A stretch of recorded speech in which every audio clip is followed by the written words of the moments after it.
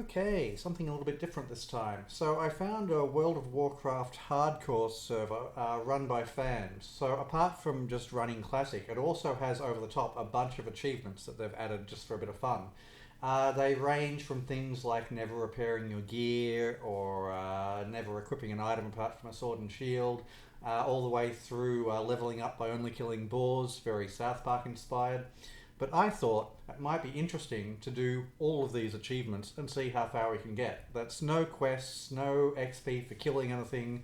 We're just going to get XP for exploration. So let's dive right on in. Okay, so regular start in human lands. We don't need to do Newbieville, so we'll head this way. We don't need food or drink for our adventures, so get rid of them.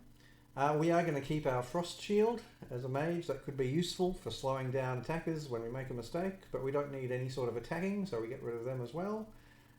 Spells and sticks, so yep. I'm going to stick this video in super speed for most of the time, so we're going to go with 5 times speed for when we're walking and 10 times speed for when we're swimming. Unless we've got a really, really long swim, which does happen at points, in which case I'll crank the speed right up to, let's say, 20 at this stage, and we'll see how we go. Okay, so apart from the challenges which I showed earlier, which you can browse through and see what we're actually doing here, so we're not taking any griffin flight paths and we're etc, etc. We're going to just add one little extra one in case it's not obvious. We're not going to take advantage of any other players having killed stuff. So if we happen to be swimming by, say, the Haunted Isle, and there's someone on the island that's cleared out all the water elementals, we're not going to hop onto the land and go, hey, look, we explored it. This is not a test of, hey, we know a level 60, because then it just becomes a, can you please escort us through the world? This is very much a, can we do it on our own? So I've chosen a time when this server is relatively quiet, particularly non-busy time. This is a European server. I assume they're all asleep at this time or some such. And yeah, we'll see how far we can go. Spoiler warning for anyone that wants to know what level we actually reach in the end. Instead of having to go all the way through, we make it to level 7. I suspect you could probably do level 8, but the extra time involved, it took me quite a while to figure out a route to get the just get to level 7. So for anyone that doesn't know how exploration XP works in World of Warcraft, or the original World of Warcraft, I don't know about the modern version that they have nowadays, there's a base level of XP for a zone or for a discovery, and then that's adjusted based on your level compared to the level of the zone. If you're 5 levels below or 5 levels above, the XP starts dropping off. And then it hits a minimum after I don't know how many levels either side. But this is relevant for us for a couple of zones. So Westfall and Loch Modan, or Loch Modan, I don't know, Dwarven language, could be pronounced either way, I suppose. Their zone levels are 10, so we would like to hit level 5 before we reach those zones. The same for Ashen Vale, but Ashen Vale is... I couldn't find a way to min-max Ashen Vale in this run, but that's okay, we get to level 7 anyway. So the plan is to do all the Lobi areas that we can, so Elwyn Forest, areas like that, and also do as many of the high level areas that we aren't going to be able to maximize in any way at all, like Red Ridge Mountains here, all before we start doing areas like Westfall and the Loch. So we had done as much of Red Ridge as we could there, and we had no easy way home, so good use of a Hearthstone, and we'll do the second half of Elwyn Forest. So you might be wondering, hey, why am I playing a mage? Okay, I get Frost Shield, but wouldn't it be more convenient to play a rogue and maybe stealth our way into some areas that we couldn't otherwise get to? And while that's potentially true, I've just always played a mage in World of Warcraft. I played it way back in vanilla, back in the day. I stopped playing when they introduced Burning Crusade, which was the beginning of the end for retail in my mind, because they just started making everything that you'd done up until the point of introduction obsolete. So all that raiding of Blackwing Lair and Molten Core, etc., you could just run off through Newbieville in level 70 land and pick up greens that were stronger than anything else you could get. I came back when they reintroduced Classic in recent times, Once again, Blizzard didn't seem to understand what the player base wanted. If you were playing at that time, you would have encountered the whole layering problem, which allowed people to go farm up all the Black Lotus that they could want and ruin the economy that way. Not to mention, Blizzard actually encourages, I know they say they don't, but they encourage cheating through bots and anyone else that's willing to pay one of their accounts. They're not actually going to ban them. Like, you can send them messages saying, hey, this person's a bot, and it can be completely obvious, and they'll send an automated response saying, well, thank you for your response, we'll certainly deal with that. They never do. Not to mention, at the time, it was perfectly common to see, say, one main character being followed by 4 pallies that had been just enslaved to that character, keeping up buffs and heals, and allowing the one person to essentially solo most of the game, which, again, Blizzard had no encouragement to get rid of or ban, because that's one person paying for 5 accounts. It was just problematic. And then I came back later for hardcore WoW when they introduced that, because I thought, hey, what a fun idea. You know, I get to play my old favourite game all over again, but with a bit of a different focus. But they pretty much just tacked on hardcore, and it wasn't really designed for it. So if you lagged out and you could sit there watching some low-level mob slowly beat you up, and you couldn't log out, and you couldn't fight back, and you couldn't move, your character just died, and there was no appealing or anything. I'm pointing this all out because all of these problems have been solved by this WoW hardcore server. So they clamp down on bots and cheats and stuff like that. They have admins which are actually active. If you have a death which is caused by lag or some other unavoidable type thing, you can send in a video. It's possible to appeal that death, get your character back. Yeah, all these things would have sold me originally anyway. I find the achievements that they've added just a fun little addition to a game which I otherwise know inside out. It allows me to explore nooks and crannies which otherwise would have gone unexplored. Okay, so you may have noticed I had to go through Westfall to begin this little journey down through Stranglethorn that you're watching at the moment.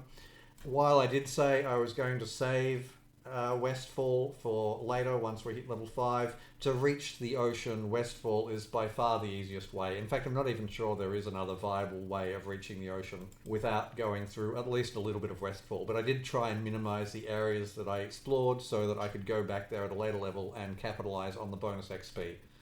This also applies for the capital cities that we explore, so Stormwind and Ironforge being the obvious two. If we go in there at level 1, I think we get 50, 55 XP. If we go in there later, we get 80, 85 XP. That doesn't sound like much in the scheme of things, but some zones for exploring, you only get 35 XP, so it's like a free zone or two every time we do it.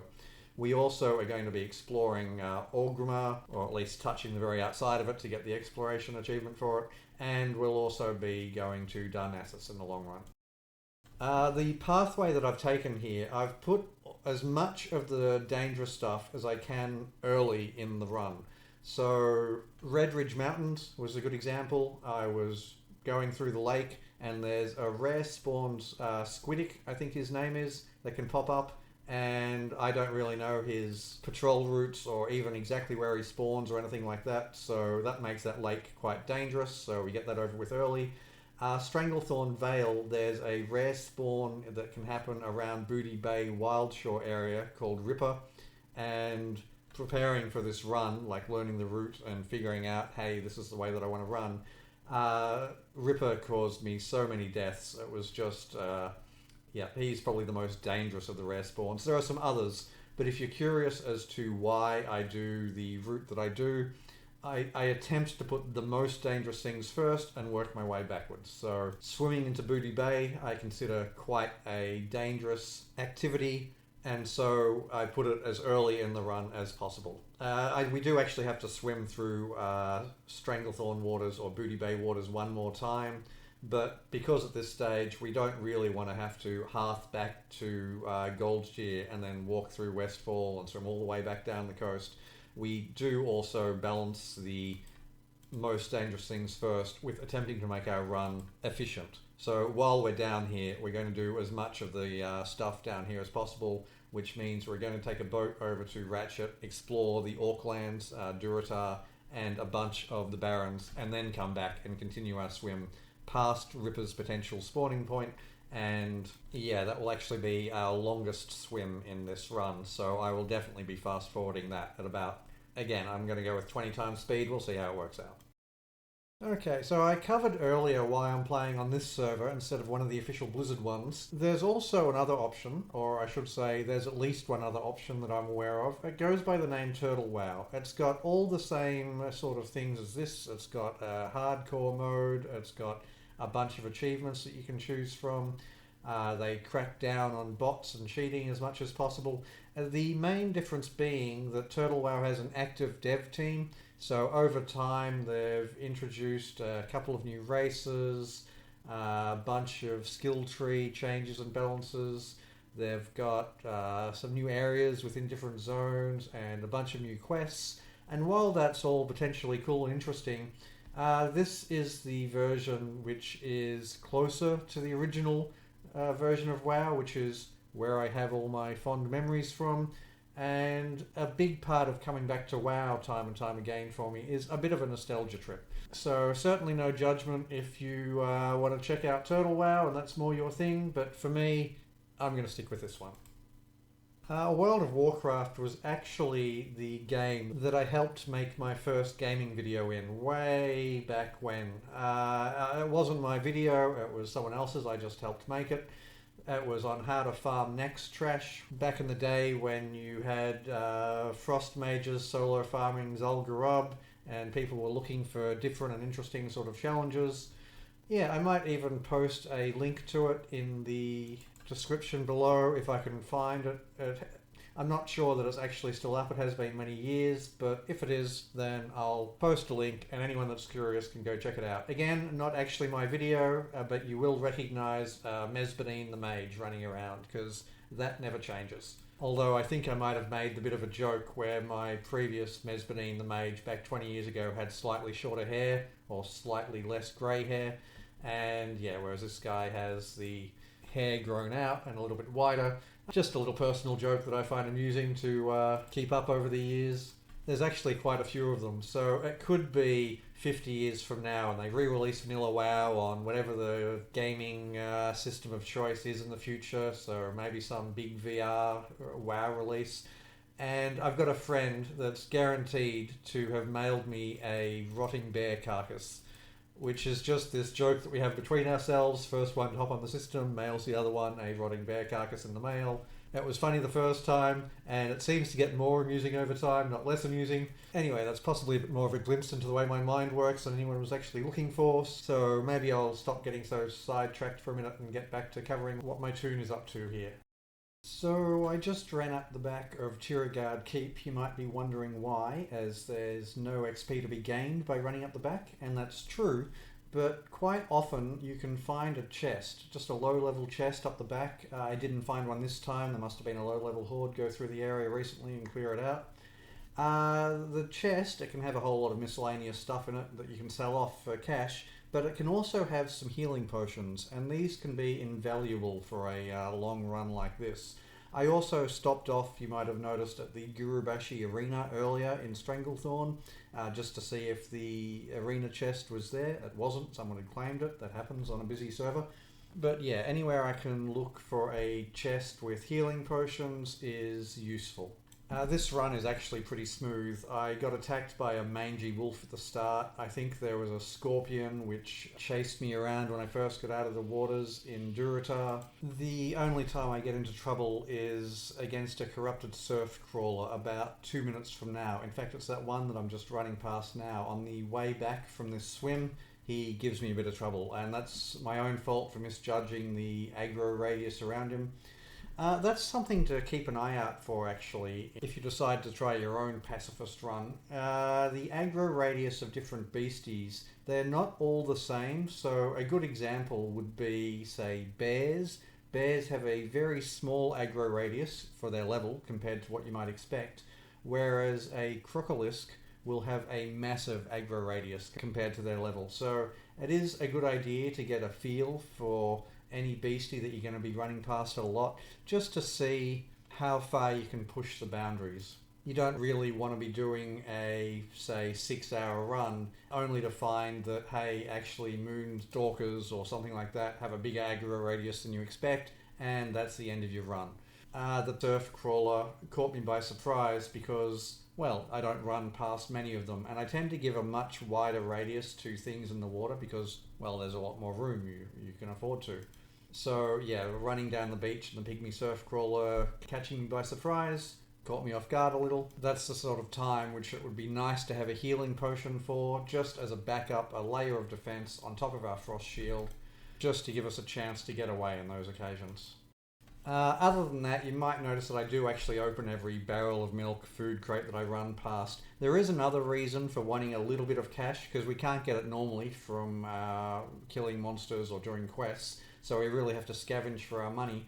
It is potentially useful if we ever make it to, I forget what level it is, 8 or 10, when we start getting spells like Polymorph and Frost Nova. If we were to make it that far, we would want to be able to train up those spells, just to then be able to open up access to all new areas and push our pacifist run even further. Okay, so as you can see, the corrupted surf crawler hassled me a bit, but back on track now. Swim to check out as much of Ashara as we could is over with, so back to Durotar and dodging between the animals. One thing to be wary of when running through lands which are clearly not from your faction, so here I'm running through Horde lands and I'm an alliance, is that you get a lot of PvP guards on rather long patrol routes, and so you might notice that every time I cross the road which leads between the newbie starting Orkville and Orgrimmar, I will be swiveling my head back and forth all the time, just making sure that there's not some level 40 PvPer looking for a fight, about to come barreling down the road on their mounts and just chase me into the dust. When talking about the aggro radius of things, guards have one of the biggest, if not the biggest, aggro radius, so really give them a wide berth. When walking past the front gate of Orgrimmar, which I do not very long from now, that's actually as close as I would possibly want to cut it. Any closer to the guard and I would be history. And the only reason I'm comfortable cutting it as fine as I do in this run is I have tested it out with some throwaway characters as to how close I can get on the Orgrimmar guard. Generally speaking though, treat them like you would a Crocolisk or something of that nature and give them the widest berth that you possibly can. Okay, so if you're paying attention to my chat log, combat log down in the bottom left there, you'll see something that was giving my guy a bit of a headache. Durotar was actually under attack while I was doing this, and I didn't know where the fight was happening. I didn't know if there was a big horde of level 60s going, hey, let's go storm Orgrimmar. I didn't know if it was just the one guy getting into a fight with a guard and getting slaughtered. And normally I would just ignore it because, hey, it doesn't really affect me too much. It's not going to get me killed. But when scouting out Orgrimmar or any capital city of the enemy, you're flagged for PvP, and so normally I would just pull back to anywhere in Durotar, find a little corner and sit down for 5 minutes and wait for my PvP flag to wear off. But because I didn't know where the fight was or where in Durotar was going to be safe, I decided, okay, look, I'll just dash across to the Barrens and we'll just push straight on. So took the only pathway through that river that I know that doesn't have any Crocolisks. There might be other spots to cross, but that's the only one that I know of. And yeah, we're going to work our way to the highest point of the Barrens. This is not a very commonly used part of the Barrens because it doesn't give you any exploration and it doesn't give you any... there are no quests here, there are no creatures here. But for our purposes, it's actually really nice because it acts as a bit of a highway. So we can come down and we're getting the sludge fen here, and then we just go straight back up and continue on along the rather safe highway and continue on to the next area that we want to explore. It is a little bit slow and time consuming, but it is so much safer than having to run between ornery plain striders and raptors and savanna prowlers and all the other sort of stuff that's just littered through the Barrens. So yeah, this little highway makes exploring an area which would otherwise be quite time consuming and potentially run ending into quite a safe little journey. Additionally, it also means that I needed to learn less of the route. So as you can imagine, there's quite a lot of zones and areas and beasties that I need to keep in mind for I need to avoid this and avoid that and chain walking from here to there. The further away from Elwyn Forest that we get, the less refined my knowledge becomes about certain areas. So by the time I get to Durotar, the Barrens, to a lesser extent Darkshore. The worse my knowledge gets of exactly how to weave between the creatures. So being able to put a good half of my exploration of the Barrens into just, okay, now follow this one pathway across the roof of the world sort of thing, super handy, allows me to keep more of the rest of the run in my mind. You will also probably notice that when I'm down in the bottom part of the Barrens running around, there's a lot more head swiveling as well. I apologise in advance for the back half of the Barrens, which is going to be a lot of my guy looking left, looking right, trying to find the gap between creatures, because while I had a rough plan of how I wanted to go through the Barrens, like I wanted to do the top part first and work my way back to Ratchet, etc., the actual specifics I was still figuring out when I got this successful run. This was one of the reasons for the choice of 5 times speed when walking along land. I feel any faster than that, and well, that wouldn't have been a very enjoyable video to watch. It would have just been flickering screens. I did do my best to try and keep the camera as smooth as possible all the way throughout, but in a run this long it just wasn't always possible. So this run actually ended up being just slightly shy of 9 hours in real time. I know that because it keeps track for me on the leaderboards, which they've set up for the WoW hardcore server. But yeah, in a 9-hour run, there's just going to be points where you just can't take things slow enough to make it smooth in a fast-forwarded video like this. Of course, the other option would have been that I just play at a normal time and try and talk over the whole thing. But even if I've got a couple of diehard fans out there, I suspect I would have lost all 3 of them if I tried something like that. So, had to cross a little gap there to get from one Roof of the World highway to the next. There was a gap where you can walk from down below up to Ashenvale. There is another gap coming up where you can go through to Stone Talon Mountains, so we'll have to come down again. I think there might be another pathway along the edge, which is then broken up by the entrance to Mulgore later, but we're just going to take the 2.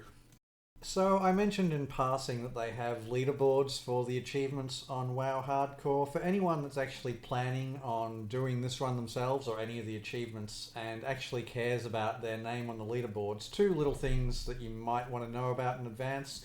One, if you change what achievements you're going for, so say if this guy, he gets to level 7. If I were to then go, okay, now I want to get to level 60 killing only boars, and to do that I'm going to sacrifice the get to level 60 by only killing demons, or get to level 60 by only killing undead. So I would scratch off 2 achievements from my list. It would take my name off the leaderboard for all the achievements and put it onto whatever achievements I had been going for when I died. This probably doesn't matter to most people, I just thought you might want to know. Also, in a similar vein, I think the leaderboard, or I'm pretty sure the leaderboard, knocks off low-level scores where there's a higher score by someone with the same name, like the same character. So an example would be when I first started playing, I got a couple of characters to level 4, which at the time were first place. Now I've got a couple of characters to level 6 and this guy to level 7. Those level 4s have disappeared off the scoreboard, so just something to keep in mind. Again, this probably won't affect most people. I don't expect many or even anyone out there to go for level 8. I was saying earlier it's possible. There are plenty of places in this run which I don't touch at all. So I don't do any of the south of the Barrens. I don't push into Mulgore, which is an entire starting zone, which would be great for getting XP up early. I barely scratch Ashenvale later in the run. There's plenty of places that one could easily push into and incorporate into their run if they wanted to go for level 8. But fair warning, while this might look fast and easy in a fast-forwarded run, a lot of time went into this, just getting to level 7. So, I mean, if you want to try level 8, I want to see your attempts. Please do let me know how you go. But yeah, just giving a heads up that it is probably much more of a time sink than you might be anticipating. Okay, so this is me peak being lost at about this point. Like, I obviously know I'm in the Barrens and I'm working from north to south, but all I really knew about the route that I wanted to take was I wanted to grab all the oases along the way, which I knew was possible, but I hadn't remembered exactly how to get in. And you can't just say, hey, Mr. Colcar Stormer, can I come into your land and map it out? You need to be a little bit more cautious than that. So yeah, there's quite a lot of go this way, no, back up, pause while waiting for two mobs to go in opposite directions to make a gap for me. But there's only one more oasis to get, and then we're back to Ratchet, and then we can sail back to Booty Bay, and we can continue on knowing that the difficult part is behind us. It may have occurred to you to wonder why I've done this part of the map in an anti-clockwise direction. So I started at Durotar, I went around through the top of the Barrens and came through, and I'm going to exit at Ratchet. When I was at Ratchet, I could have just gone through the Barrens up and then over to Orgrimmar, and I would have got a little bit of bonus XP when I got to Orgrimmar. Is there any particular reason I went anti-clockwise? The answer is well, yes, there is. There is a reef shark along the border between the Barrens and Durotar, so you can't actually swim from one to the other without being mauled by it. You wouldn't notice it in non-hardcore, it wouldn't even be a blip on the radar. Even in hardcore, running through this area, if you'd normally be much higher level, so the reef shark wouldn't even aggro on you. But when you're only level 3, 4, 5 and swimming through those waters, a level, I think it's about 11 reef shark, yeah, there's no outrunning it. There's no swimming around it. So anyway, that's the reason. You can jump off a boat in the middle of the ocean and it's all good, but the opposite is not also true. You can't swim out into the middle of the ocean and hop on a boat. Okay, back to the docks. You can see me frantically moving my mouse cursor around over the water. I'm looking for weapon chests there, actually. So I was saying that a little bit of money can't hurt. I pick up everything along the way. Nectar barrels, food crates, etc, etc. The weapons crates, which you quite often see at the bottom of Booty Bay, they're quite easy to get, and you can sell the weapons in them for anywhere between 1 and I think about 10, 12 silver, which is more than enough to get any skills that we might want down the track. So I was just scanning it out just in case there was one there, then I could have just forgotten all about picking up other stuff along the way. Apart from possible healing potions, of course. Okay, so mouse cursor going crazy here in the water. Yes, it's in fast forward, but I'm more specifically looking out for Ripper, because I don't know exactly where the edge of his boundary might be. This was probably the most dangerous part of the entire run, I would say. But now that that's behind us, we're just going to hit super speed, because we have a very long swim ahead of us. This swim, as it turns out, isn't strictly necessary, but it does allow us to clock over just one more level before we go through Stormwind and Ironforge. So not only is it going to give us 5 areas which we would otherwise miss out on, but it also gives us a bonus to the XP of areas that we are going to have to go through. And I wasn't sure when doing this whether I needed to or not. Turns out I probably could have done without it and just made up for the lost XP in Ashenvale later on. But 2020 hindsight, what are you going to do? So this swim is taking us up through the Forgotten Lands. It's going to take us up past the Thandol Span and Falnir's Cave, which is north of Menethil Harbour. You might ask, why didn't I just swim north of Menethil Harbour? We do have to go through that twice, in fact, throughout the rest of the run. Surely that would have been easier. And the answer is once again the marine life. So north of Menethil Harbour there are a bunch of sharks in the water, and while it is possible to dodge them, it's really quite involved. Like sometimes you find yourself swimming out into deep water just to go around a bunch of sharks which you find in the way. And yes, it probably would have been faster, but it wouldn't have been safer. So now that I've done the most dangerous parts of this run, we no longer have to go through Booty Bay, so we never have to deal with Ripper's spawn points again.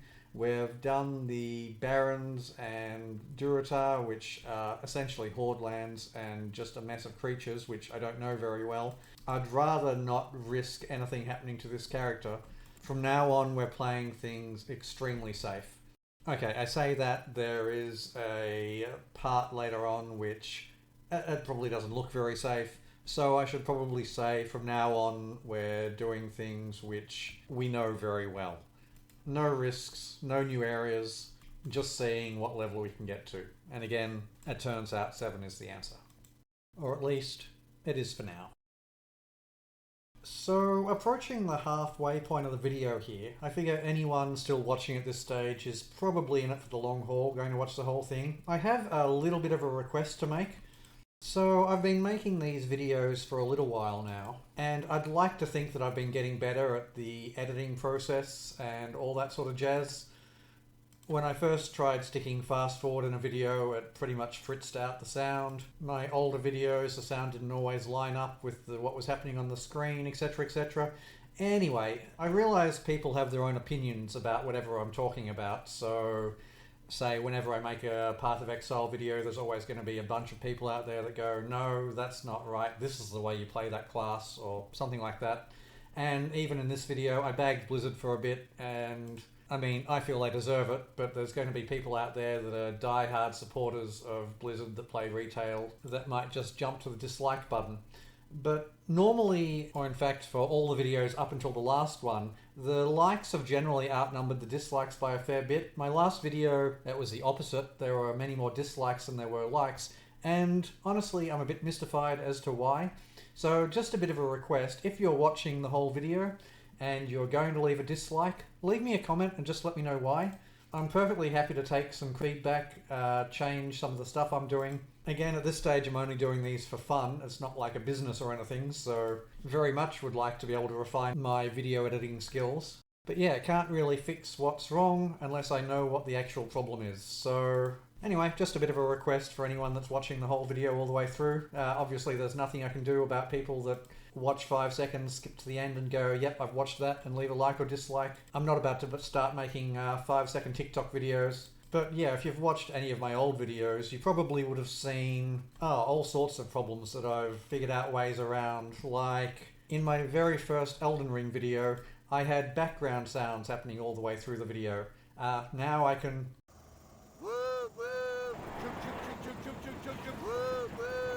So yeah, I feel I've come quite a long way, but there's always more to figure out. Okay, so back to what's happening in the run. We're actually entering the safest portion of the run. So obviously Stormwind and Ironforge, we're not going to be attacked unless we end up jumping into lava or something. We're going to be perfectly fine. But even for the Dwarven starting area, once we walk through the gates of Ironforge, we're going to be level 5, and while that might not seem very high in the scheme of level 1 to 60, it is quite high compared to the level of the creatures around here. So a lot of the time, if we stuff up and say aggro a bear or something like that, it's probably not going to be able to kill us, especially with our frost shield. We're feeling particularly safe. So that combined with knowing the area really well, yeah, it should be pretty smooth sailing for a while. The starting dwarf area is actually one of the first areas that you play around with when first trying this pacifist run idea.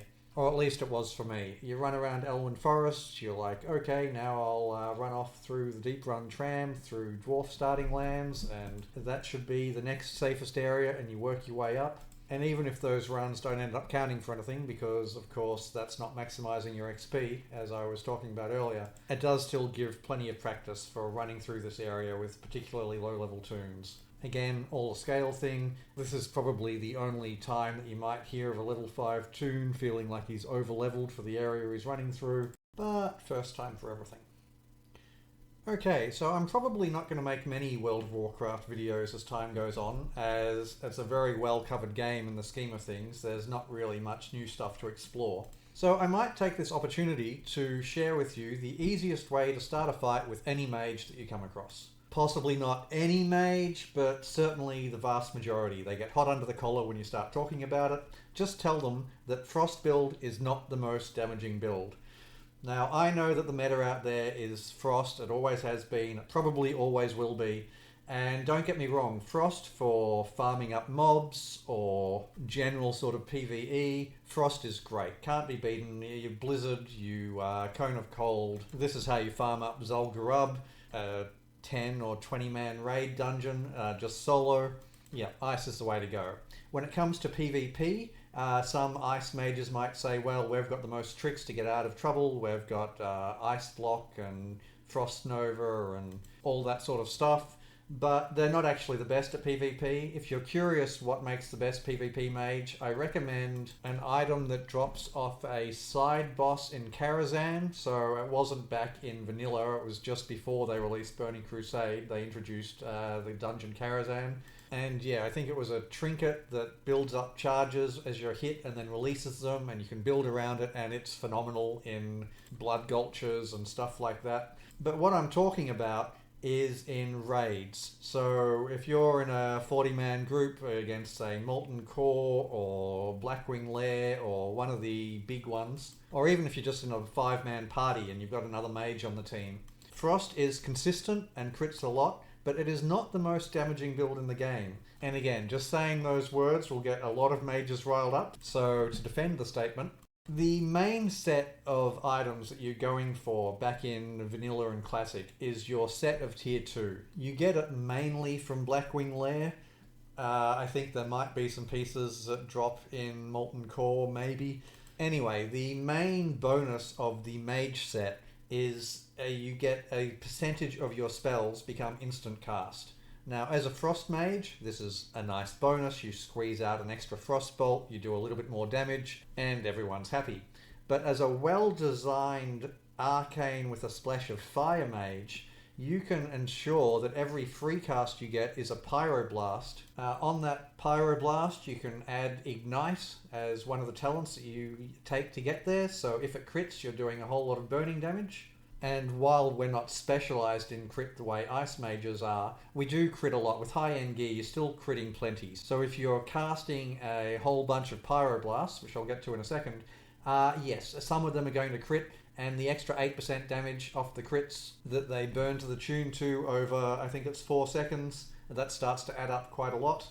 On top of that, we've also got the Arcane Power skill, which when activated does 30% more damage for our spells. I think it only lasts 15 seconds, but that's masses. So the trick being that you sit there going, okay, casting my arcane missiles, slow and steady, falling behind the Frost Mages in damage overall.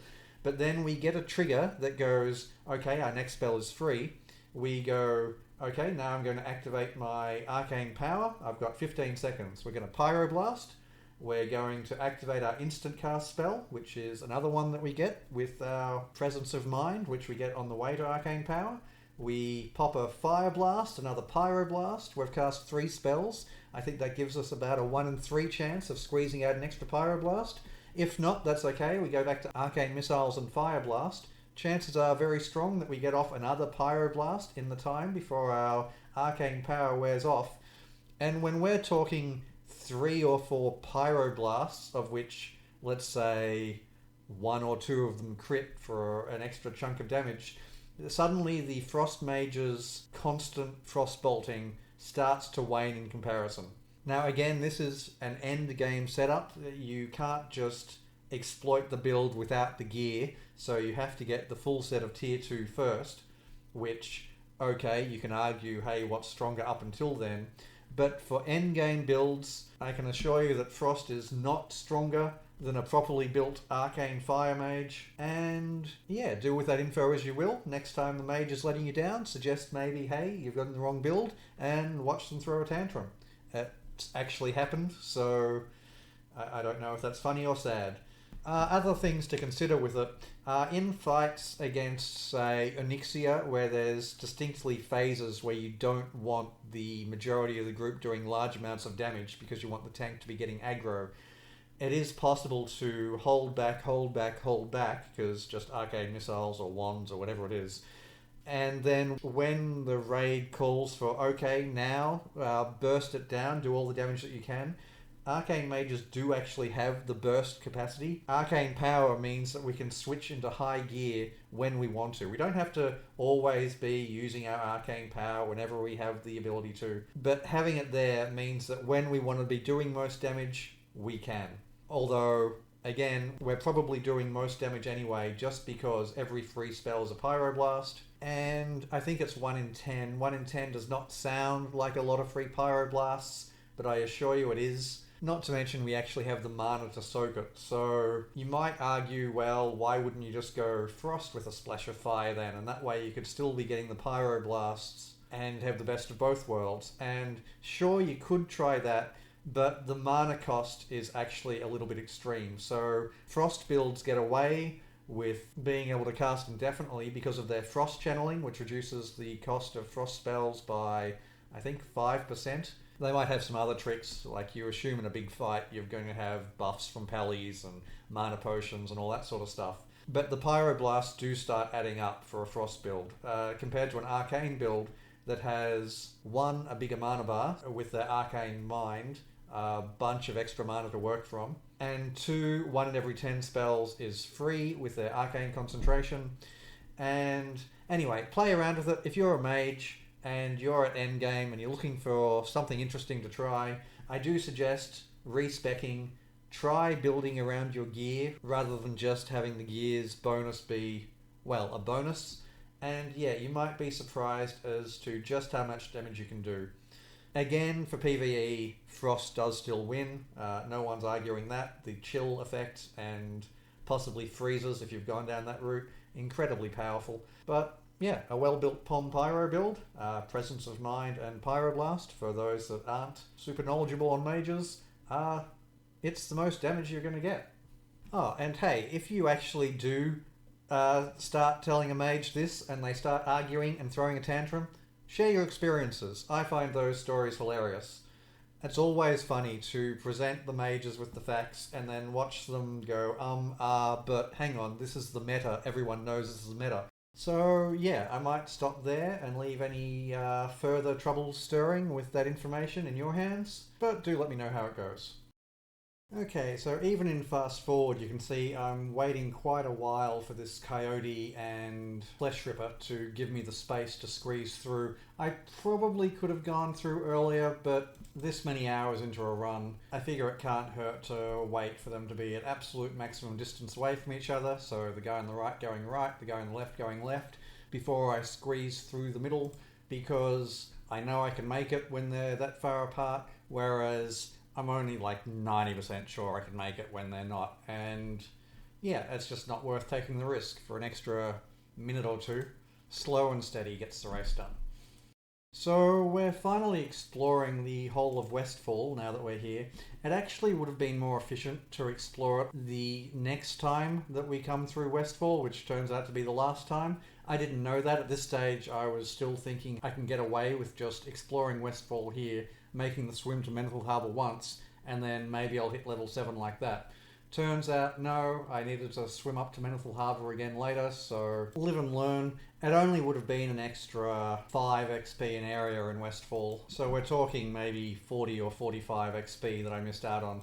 Not huge amounts in the scheme of things, but if you're trying to min-max to try and beat my record and get to level 8 or higher, then yes, I recommend leaving Westfall until you're level 6 to explore. Here I am waiting for the gap between the Dust Devil and the Knoll, just like I had to wait for the Coyote and the Flesh Ripper. The Dust Devil is a lot more predictable, I find. Once he starts going in a direction, he tends to just keep on going in that direction for quite some time. Easier to read his movements. But then again, that's possibly just me paying more attention to his movements over time because he is a lot more dangerous, being higher level and having killed more than his fair share of my non-hardcore regular characters back in the day. Speaking of deaths, you may have noticed my jump down the dam when I was done with Loch Modan. That was the one risky looking moment that I was talking about earlier that we still had to go. It's actually fairly safe. Like, I say that and I have died there while attempting a decent run, so it's obviously not as safe as, say, just swimming along the ocean like this. But it is fairly safe. It requires you to stuff up in order to die there. The main trick is after you jump off the dam onto that first hillside and you're about to slide down into the water for the first time, hold down back. So you step sideways onto the steep part of the hill and you hold down back, and it should break your fall into 3 or 4 different chunks. But even if it only breaks your fall once at about level 5 or 6, that should be enough to keep you alive. And then you saw how I did the rest of it. Again, just don't stuff it up. I know that doesn't sound like great advice, but that's the best I've got for it if you plan on copying me. It was only for one extra area in the wetlands, but I figure we were there. And as you probably saw, we had to wait for the cooldown of our Hearthstone anyway. I fast forwarded through that bit. I guess in theory I could have logged off and come back later, but might as well do this all in one hit. Anyway, with Dwarflands, Lochmadan and Westfall behind us, we're now going to make the rather large swim up to Menethil. It's not as big as the swim we did before up to Purgation Isle. That was by far the biggest. This one is still quite the hike though. It also looks, when you're passing Stormwind, that you're going to die to fatigue. Don't worry, you never do. As long as you stick to the edge and just go straight, there is a point that you reach where you're perfectly safe and get your fatigue back. So there's something coming up here that I might even slow the video down for, as it's something which not every World of Warcraft player will have found, even if they've spent mega hours on the game. So there's a little house here. It's completely secluded. It's out the back of Dwarven Starting Lands. The only way you can find it is by swimming along the edge of the map. It has no NPCs attached to it, no quests, no Easter eggs. And I really like this kind of attention to detail that they used to have in games like this. I mean, if you had a game like WoW try and start up nowadays, the companies wouldn't be able to help themselves. They'd have things like a Steam achievement of find the empty house or something like that. They wouldn't be able to just include a small detail and leave the rest to just the player's headcanon. Yeah, personally, I think this is one of the reasons, it's not the only reason, but one of the reasons contributing to the decline of quality in recent games is the lack of attention to detail. WoW is, okay, it's an RPG, you've got leveling up systems, etc., etc., but it is also very much an exploration game, so having things in there which you can discover, which just add to the flavour of the world, amazing. Should do more of that. Obviously, in non-exploration games, details will be different. The most recent game I've been playing was V Rising. In that one, details would include things like when you transform into a wolf, other wolves won't attack you. Just, that's a nice touch. I think the mentality nowadays from the big game designers is details are wasted. Like, if a player's not going to find a detail, then why include it? Like, we'll just put everything in their face. And these games, Starfield is a good example, where it actually has arrows telling you where to go for the next quest. They're pretty much just walking simulators, is how I refer to them nowadays. There are a couple of exceptions. The guys that make Elden Ring, I forget the name of their company, From Software I think, are still top-notch and include a bunch of details in their games. Yeah, there are some exceptions, but overall it seems to be a thing which has faded from the bigger games. And, well, I just thought I'd point out, for anyone watching with any sort of contribution to big games nowadays, details are a massive plus. No, not every player is going to find every detail, but if they find just a few sprinkled around, like just that old house there, it really adds to the game, like just in ways which can't be made up for in all the patches and DLCs you want to release. Pay attention to the little things, and the big things come together. Anyway, opinions may vary, of course, but that's my 2 cents on it. So, finally up to our first foray into Elflands. If you were to absolutely maximise your XP, you could do this part of the run first, so you wouldn't get quite as much XP for running through Darnassus, but you would get more XP overall from having gotten an entire Newbieville zone over with at an early level. Again, though, the run isn't just about maximising XP, it's also about A, efficiency, but also B, safety. So it's not very efficient to run up here at the start because it is quite a long journey for not really a lot of XP, like the newbie Elflands don't give much at all really. But also they're very, very safe. So unless you're particularly confident with the rest of your run, I would suggest getting all the dangerous stuff over with. There's no rippers on the way up here, there's no horde guards or alligators. It's pretty much just running down roads and circumventing the odd spider or two. That being said, there is actually a corner down the bottom left of Elflands which I don't get on my route. only because I'm not familiar with where the moon stalkers or shadow stalkers or whatever those black leopards are called. I'm not sure about their positions, and it was on my list of things to figure out, but I hit level 7 before I needed to, so I just never got around to it.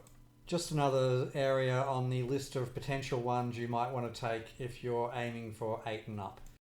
There was another one actually which I didn't get to try and I didn't mention before when talking about Mulgore and the Barrens, etc, etc. So on the boat from Booty Bay to Ratchet, on the left hand side, if you jump off the boat, there's a whole lot of deep ocean, of course, but I think you can make the swim over to whatever that strip of land is actually called. I thought about including it on my run, but it pretty much came down to that or the swim way up to Purgation Isle. And, well, this time I decided to go for the Purgation Isle swim, just for the extra chunk of XP. But yeah, there are other zones as well, or other areas, which I had in the back of my mind for, okay, if I don't make it to level 7, where can I go to scrounge just that little bit of extra XP? And yeah, if you're paying attention to the maps, which I try and show when I finish a zone, I thought they would actually pop up for longer, but in fast forward, of course, they're pretty much just a blink of the eye and you miss it. But if you're paying attention to them, then when I show the Elflands map pretty soon from now, yes, it's missing a little gap. I was aware of it, but had decided against it. It's also not the only one, so another prime example would be in the lock. There were 2 areas which you can get, but that time I decided against them because they're just a bit too dangerous. I was very familiar with how to get into them, but it involves sneaking between a crocolisk and a threshodon in the lake, and things can go wrong in that sort of situation very easily. Definitely best to avoid if possible. Speaking of gaps actually, this last area on the left that I'm going into now, it's guarded by a few of those Nightstaber stalkers, and squeezing past them, I'm not sure you actually could at level 1, or more, you probably could because you can shortcut the tree on the way past them the first time, but to get back, I think they would get the better of anyone lower than about level 4. Anyway, just a warning, if you are trying to min-max XP and you do come and do Elflands first and you go trying to get this area, this Night Stalker on my right here, which I'm waiting for to give me enough room to sneak past, he will get you if you're too low level. There may of course be other ways into the back there, that's just a way that I know works at the level that I'm at. Okay, so anyway, finally done with Newbie Elfville, time to head back to Darkshore. Just as a little aside actually, while we're running through areas with nothing new, I thought I might just say, if you see me online on this game, or any game really, but do feel free to say hi. I'm perfectly happy to chat and chew the fat, so to speak. But I'm just going to preemptively say now that I'm not going to be joining your guild. So after making some of these videos, I get quite a few guild invite equivalents and hey, you know, flattered and all that sort of stuff. But in WoW specifically, don't take offense, but nowadays I only join up with people that I know very well. I'm sure everyone has one of these stories actually, if you played vanilla WoW for long enough back in the day. But I was part of a guild. We were raiding multiple times a week. We were quite a tight-knit group really, for I'm going to say 50-ish people. As with every raiding party back in the day, it was a very good strategy to gear up your main tank as a priority. The main tank being the linchpin of any raid group. He's the one that has to stand at the front and actually soak the hits and keep the aggro of the main beastie, whoever that may be, Ragnaros or what have you. Anyway, we had spent many moons gearing up our main tank, and we finally got in the Thunder Fury, the legendary sword, the only legendary sword available back in the day. And pretty much the week after he got it, he left our raid group and went and joined someone else's, and it left the morale of the entire rest of the raid group pretty much in tatters. Like, Burning Crusade did come out not too long afterwards, but I would say that was more of a final nail in the coffin. The beginnings of the end had already been seeded when the raid group was thrown into disarray. Now, I don't know what the actual other side of the story was. Maybe someone said something that was just completely intolerable and he had to go and just said, right, that's it, I'm out of here. I don't know. All I got to see was what most of the guild got to see, where one day we had a main tank and were celebrating having worked quite hard to get him the legendary sword, and all of a sudden we just didn't have a main tank anymore. So anyway, again, if you see me online, perfectly happy to shoot the breeze, but just a preemptive no thank you for any guild invites you might be planning on sending my way. Don't take offense, just the way it is. So anyway, probably worth mentioning, because you would have noticed that I spent quite a lot of time sneaking between those two moon sabers then in order to discover Cliff Spring River. Those two are particularly tricky. So yes, they will make a gap for you, but if you just walk down the road without checking for them, they're almost guaranteed to jump you, one or maybe even both. So the one on the right tends to park in a pouncing position just behind the tree, so it's very easy to miss him. He does go on a patrol path, which takes him a long way back, but his most common spot is parked behind the tree, ready to pounce on anyone walking down the road. And the guy on the left, he is further back and is not as much of a threat, but if you don't watch out for him as well, then it's very easy for the Moonstalker on the right to take his patrol path all the way to the right and make it look like it's going to be safe for you. You start walking down the road and the Moonstalker on the left jumps you anyway. It's, again, not actually a dangerous part if you know what you're doing, but if you're not ready for it, those two Moonstalkers can very easily be a run ruiner. So anyway, that's why I was spending so long looking around, trying to get the angle of the camera to give me some visibility of what was happening. We're getting towards the last dash of this run now, and I certainly didn't want to have to restart all over again. Speaking of getting to the end of the run, actually, so you might have noticed that I only did a half of Darkshore. That was the easy part of Darkshore. At this stage, I wasn't sure whether I was going to have to come back, and I didn't really want to. The last part of Darkshore is much more dangerous than the first part of Darkshore, in my opinion. That might just be a lack of experience with the last half, but whatever the case, at this point I decided to go continue my XP collecting in the last part of the map that I knew was completely safe. So back to Menthil Harbour, we're going to take a boat over to Theramore Isle, swim around for a bit, collect what we can, and spoiler warning, it's not enough to get to level 7. We're going to have to come back to Darkshore, which involves swimming all the way up from Westfall again, but can't be helped. All the easy areas are done, or will be done by the time we use our next Hearthstone. So there was a little bit of scrounging needed at the end to tip the scales over to level 7, and that scrounging involved the dangerous part of Darkshore. So this is one of the last boat trips we're going to be taking in this little adventure. I have noticed one thing that's different from the old game, or at least I think it is, but I'm not 100% sure now. You can now move slightly, like so, while on a boat, and it will discover the area that you're sailing through.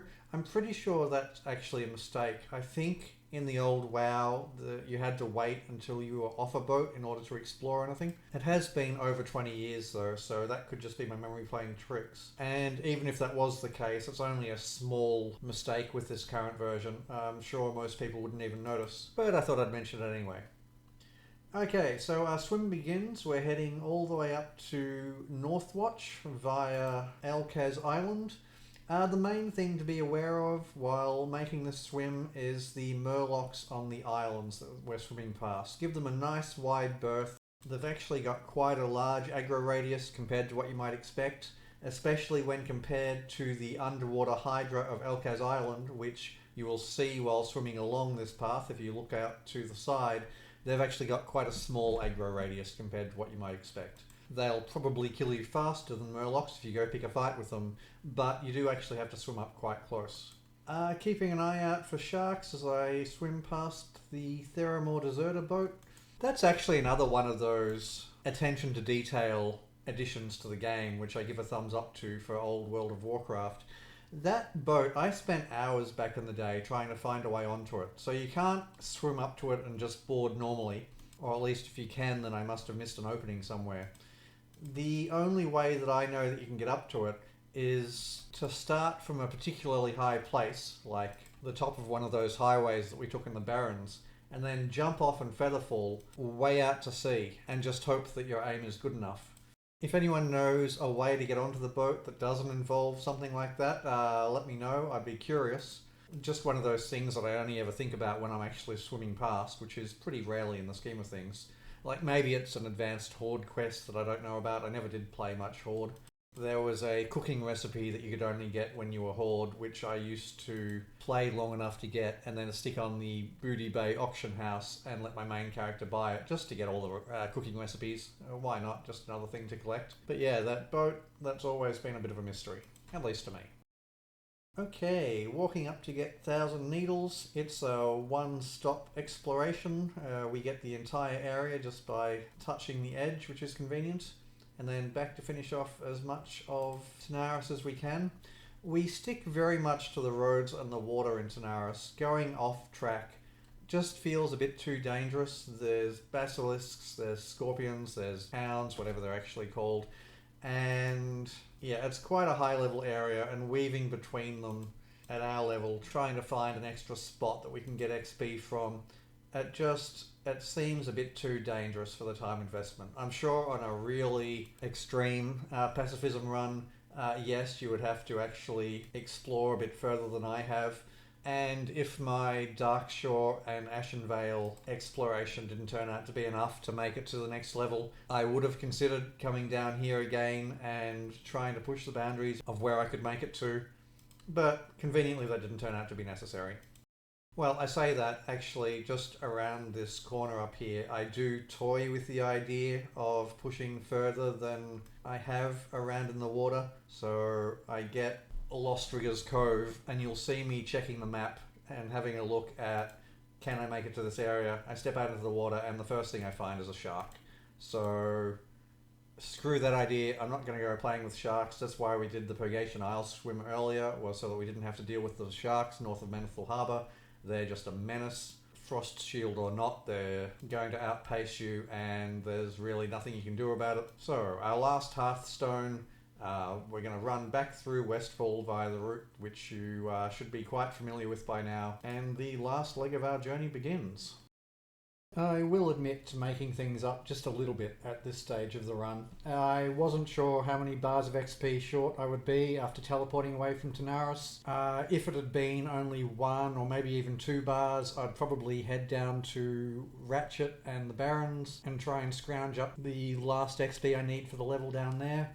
But 4 bars seemed like a bit too much to me. I figured even if I got XP out of the Barrens, I'd still have to go to Darkshore anyway, so might as well do Darkshore first. If it didn't give me enough XP for level 7, then I would go down to the Barrens to round it out. Anyway, just while the last of the safe part of the run is being gone through here, there's no threats in Westfall, and we already covered the swim up to Menethil Harbour previously. So editing this vid together, I decided I'd put a couple of death scenes in at the end, just like an after credits scene or a blooper reel or whatever you want to call it. And it became all too apparent that what I need for these sort of things is some music to roll at the end. However, I don't really know my way around YouTube's legal policies and how copyright works for such things, which is why I never intersperse any of my videos with scenes from movies or anything like that. But I was thinking, if anyone out there has any music that they feel might suit, drop me a line. I'd be more than happy to overlay it over intros, outros, blooper reels, that sort of thing. And sure, I don't have a huge number of followers. I've got a lot more than I expected to get when I started doing these videos, actually. They were really just a bit of a fun project on the side. But yeah, if you think a bit of extra exposure will be good, then I'd be happy to play your music and have a little thing saying music by such and such. Anyway, just a thought. Maybe that's not the way these YouTube video things are done, in which case, no harm done if no one takes me up on it. I actually had, as you might imagine, quite a range of deaths to choose from that I'd recorded. I just went with a couple of ones which maybe not the biggest setbacks, but certainly the ones that go to highlight the kinds of problems I was encountering while trying to figure out a route. Okay, so last 5 or 10 minutes of this video. If you've been watching all the way through, then thank you very much. I realise you could have stuck on a movie in that time, or maybe the introduction to a movie with the way they make them nowadays. If you are the sort of watcher to enjoy checking out this sort of stuff, maybe let me know what sort of things you might like me to check out next. I was saying this WoW video is a bit of a one-off, not a lot left to cover in WoW these days. But yeah, always on the lookout for a decent open world type game. The next one that I expect to be covering is going to be Ashes of Creation. I'm quite looking forward to that one getting through playtesting and hitting the shelf. But you can never be sure exactly which game's going to be next. So a good example would be Elden Ring again. When it hit the market, I didn't know anything about it. It just suddenly was available, and they pretty much just went, hey, here's a great game, go check it out. So Ashes of Creation may not be the next one to be released. There's no way of knowing for sure. Other games I'm planning on checking out when they're ready. Project Zomboid Build 42. I'm waiting for multiplayer to hit in that. I was expecting it sometime this year, but you can never tell. It's not like they have a set schedule for their releases. They pretty much do what they can as they can. So if it hits this year, then great, I will check it out. If not, then probably next year. They're probably the only games that I know of on the horizon. Apart from that, I'm probably going to be checking out a bunch of indie games or the like. But yeah, if you've got any suggestions, then I'm always open to some new possibilities. So let me know if you think there's something I should cover, a game that I've played already, or a new one that you think would suit, and I'll certainly consider any options thrown my way. Okay, finally made it back to Darkshore for the final time this run. Took us a while, but we got here in the end. So this is going to be quite a bit messier than my previous time in Darkshore, as yes, we're doing the more dangerous part, but I also don't know my way around the dangerous part nearly as well as I do the other parts of Darkshore. So, for instance, I know that I want to work my way down to Rem Travel's excavation here, work my way down the coast, but I'm not at all sure where the bears, where the night stalkers, where the murlocs, and where the sharks are.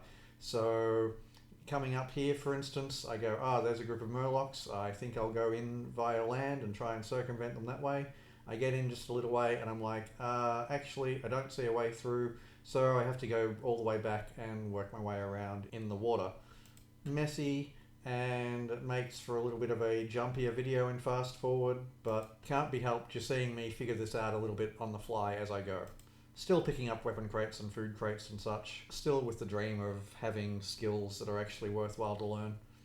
Okay, so coming down the beach again. This time I've got the exact opposite situation. I decide, okay, I'll go around the murlocs by jumping in the water. I jump in, I decide, no, actually, I can't get past the shark. Better circumvent these guys by going across land. 2 wrong choices in a row. What can you do? You'll also probably chuckle here if you know this area well. I'm not actually sure where Rem Travel's expedition is. Like, I know it's off on the left somewhere, but I get down to this point and I'm like, shouldn't it have been on my left at some point already? So here's me scouting along the beach going, is it here that I step in? Is it there that I step in? I mean, I find it eventually, but it is a little bit slow and painful. Anyway, things will pick up again in just a second, as now we swim around to Ashenvale, which, okay, in theory it is a more dangerous area, but it is one that I had scouted out a bit more thoroughly in advance. I didn't want to have to use the route that I discovered for this entry into Ashenvale, as, well, it involves cutting between quite a few Naga and wave thrashers, or hydras, or whatever they're called, but with still more than a couple of bars of XP left to get, it really was looking like my only option. So this is a good example actually. I was mentioning earlier that the hydras have quite a small aggro radius compared to what you might expect. I'm taking advantage of that when I first jump in the water in Ashenvale to give the Nagas as wide a berth as I can on each one. Any creature that gets our scent is going to be able to insta-kill us anyway, so best to exploit the small radius of the hydras that we know about and give the unknowns a little bit more real room. Okay, back up the road into Darkshore to come at it from the other side.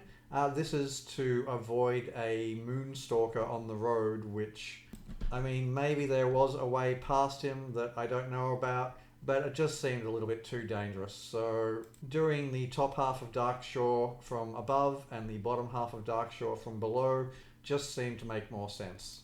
In my mind, at least. Obviously, opinions will vary on such things.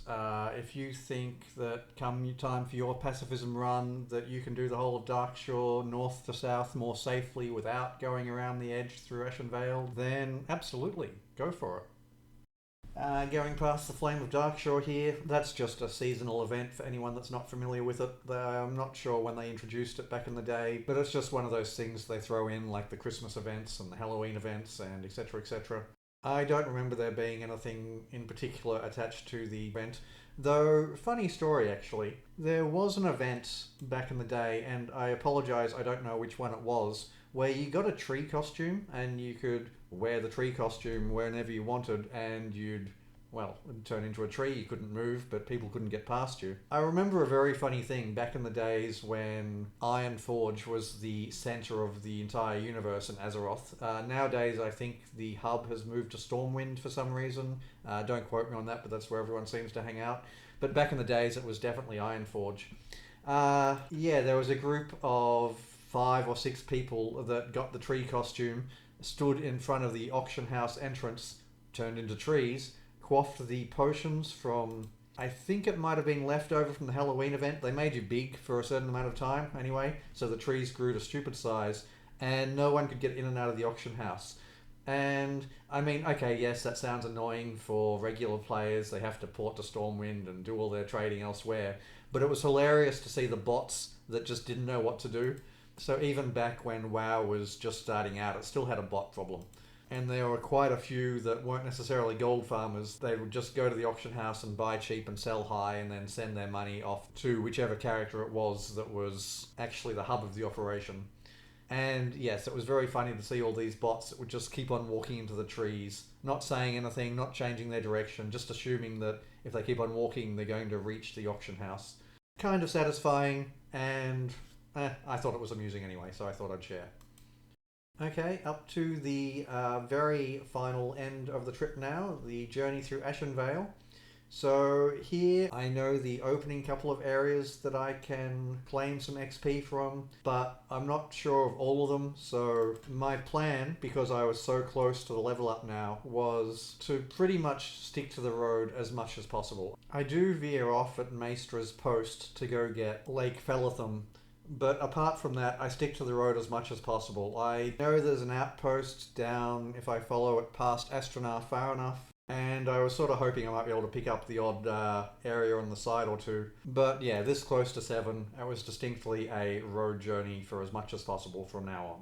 Or I say from now on, I should really say from when we hopped back on the road back at Mystra's post, because this road does not have very much left in it at all. In fact, here comes the Rainwood Retreat now. And there you go. Level 7 and the end of our Pacifist Run adventures.